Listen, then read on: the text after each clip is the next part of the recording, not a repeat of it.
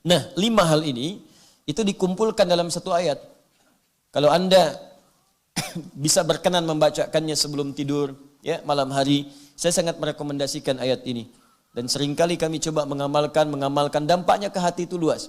Itu Quran surah kedua Al-Baqarah di ayat 286, ayat yang terakhir.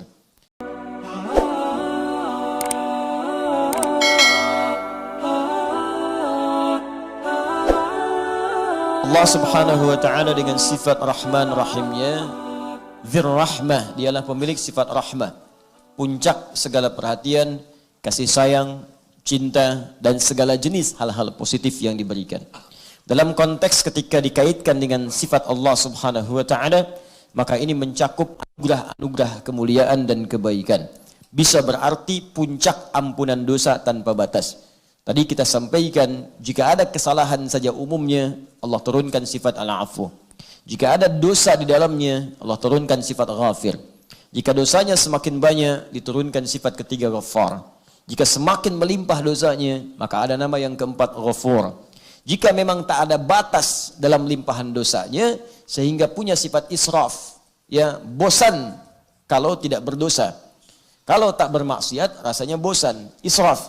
Maka tetap Allah berikan kesempatan bagi dia untuk bertobat, dan Allah tak pernah bosan melimpahkan rahmatnya. Maka diturunkan sifat yang terakhir ini dengan nama rahmat bagi orang yang israf atau berbuat banyak berlebih dalam dosanya. Nah, 5 hal ini itu dikumpulkan dalam satu ayat. Kalau Anda bisa berkenan membacakannya sebelum tidur, ya, malam hari, saya sangat merekomendasikan ayat ini. Dan seringkali kami coba mengamalkan dampaknya ke hati itu luas. Itu Quran surah kedua Al-Baqarah di ayat 286, ayat yang terakhir.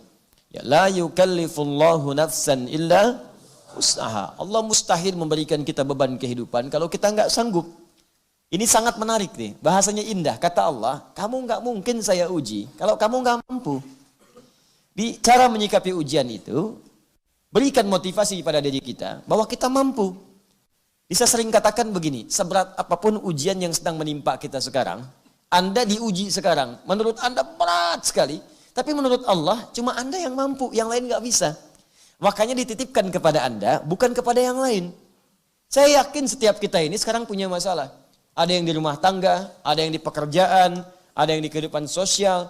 Allah ujikan pada kita, bukan pada yang lain, karena kita mampu.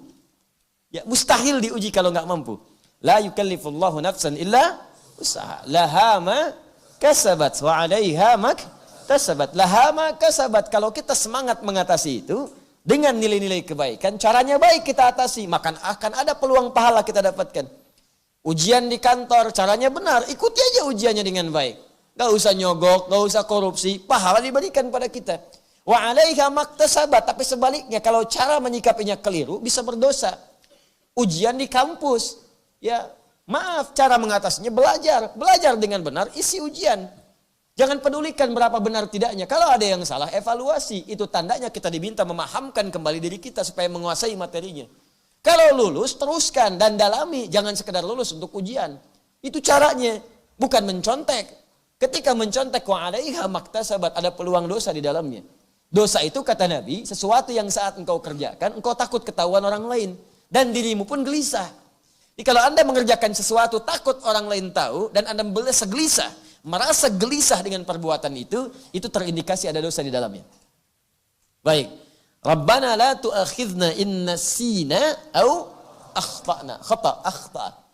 Ya Allah, kalau memang kami pernah lupa dan dengan lupa itu kami berbuat salah, tolong jangan hukum kami. Jadi banyak orang berbuat salah karena lupa. Orang tahu bohong itu dosa, cuman saat bohong lupa kalau itu dosa.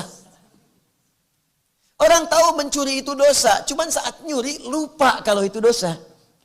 Orang tahu kalau korupsi itu bahaya, dosa, cuman lupa kalau sedang korupsi itu bahwa itu tuh berbahaya dan dosa.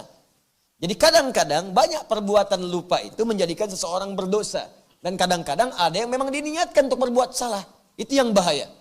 Ya, makanya saya sering aneh kalau ada orang mengatakan, saya minta maaf Bapak Ibu sekalian, pada kesalahan-kesalahan saya, baik yang disengaja ataupun tidak. Kalau tidak, masih diterima, tapi sengaja berbuat dosa, itu aneh. Saya minta maaf dari kesalahan-kesalahan yang saya perbuat, baik sengaja atau tidak. Kalau sengaja berarti niat dia berbuat dosa. Itu kan persoalan. Nah, cuman yang paling indah, la tu'akhidna in nasina au akhtana. Catat khata satu dia. Rabbana wa la tahmil 'alaina isran kama hamaltahu 'alal ladzina min qablina. Ya Allah, kalau saya nanti mendapatkan satu persoalan dalam ujian, jangan berikan ujian kepada saya melebihi batas kemampuan saya seperti orang-orang dulu yang pernah mengalaminya. Maksudnya, ujian mereka ditimpakan ke saya yang tidak sebanding dengan kemampuan saya. Makanya dari awal Allah bilang, gak akan saya uji di luar batas kemampuan kamu. Kalau masih ragu, saya turunkan keterangan berikutnya.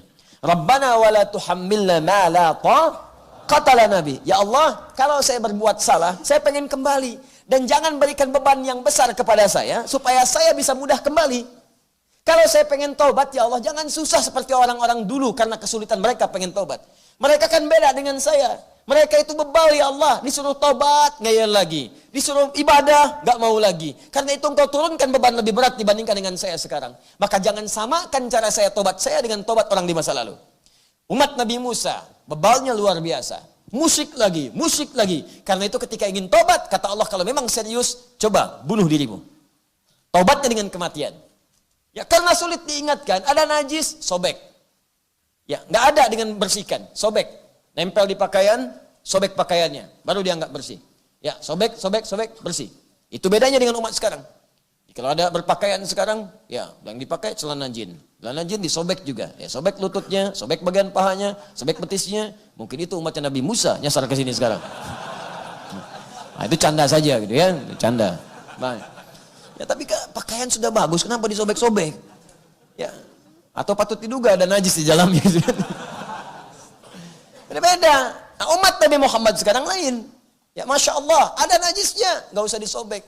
Cukup engkau bersihkan saja. Hilang 3 perkara, maka hilang najisnya. 1, hilang warnanya. Yang kedua, hilang baunya. Yang ketiga, hilang rasanya. Ya, adul ada celana, kena najis, kotoran kucing.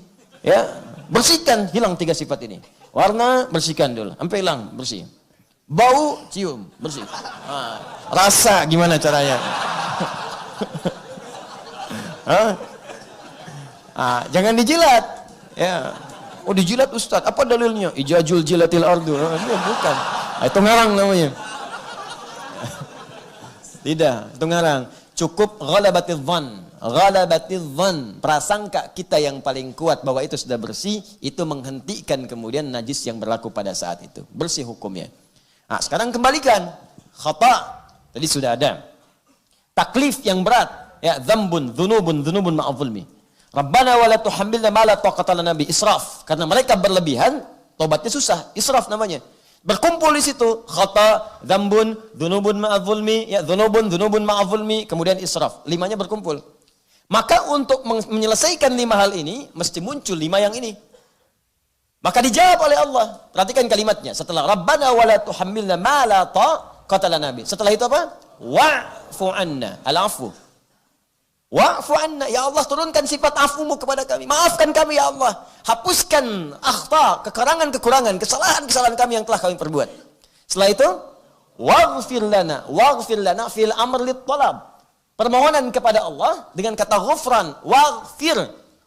Ighfir itu mencakup 3 makna. Ghafir, ghaffar, ghafur. Ya Allah, kalau memang saya dosanya sedikit, turunkan sifat ghafirmu. Waghfir lana.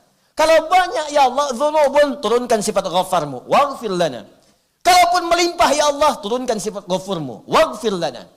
Ya Allah, dosa aku makin banyak, lebih daripada limpahan. Aku tak bisa mengukur berapa banyak dosa yang telah aku kerjakan selama hidup. Israf aku, ya Allah, tidak berhenti sampai di sini.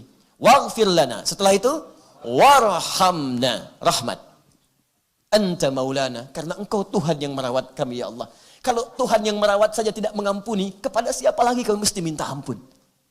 Wansurna 'alal qaumil kafirin. Ya Allah, kalau taubat kami sudah diterima, mohon jaga kami supaya kami tidak diajak berbuat maksiat lagi oleh orang-orang yang tertutup dalam hidayah-Mu. Indah ayatnya. Itu 5 hal ini tercantum dalam 1 ayat, dan ini bagian dari taubat kita kepada Allah Subhanahu wa taala. Coba biasakan baca dengan benar sampai mendapatkan gejolak dalam hati kita dan merasakan kekhusyuan dan nikmat yang mendekat kepada Allah Subhanahu wa taala.